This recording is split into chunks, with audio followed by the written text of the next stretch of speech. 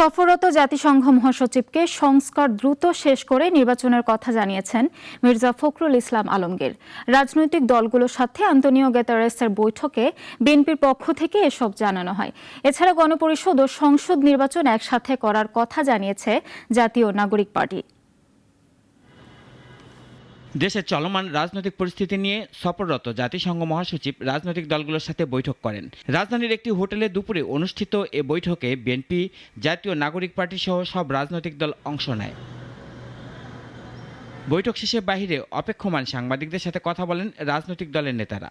BNP মহাসচিব বলেন, দেশের অভ্যন্তরীণ বিষয়ে কোনো কথা হয়নি, তবে নির্বাচনের বিষয়ে তারা আগেও যা বলেছেন জাতিসংঘ মহাসচিবের সাথে বৈঠকও তাই বলেছেন।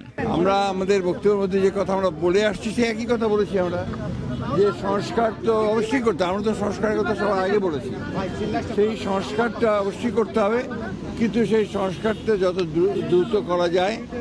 আমরা যেটা বলেছি আমরা মূলত যে নির্বাচন কেন্দ্রিক যে বিষয়গুলো আছে সেগুলো করে ফেলা এবং তার দ্রুত ইলেকশন করা এবং একটা পার্লামেন্টের মাধ্যমে বাকি বিষয়গুলোকে আপনার করতে হবে। এটা একটা চলমান প্রক্রিয়া, সেই বিষয়গুলো আমরা বলে এসেছি। আর জাতীয় নাগরিক পার্টির পক্ষ থেকে জানানো হয়, তারা গণপরিষদের মাধ্যমে সংবিধান সংস্কারের কথা জানিয়েছেন। গণপরিষদের মাধ্যমে নতুন সংবিধানই বলি, সংবিধান সংস্কারই বলি, গণপরিষদ ছাড়া সংবিধানের মৌলিক কোনো পরিবর্তন আসলে কিন্তু টেকসই হবে না।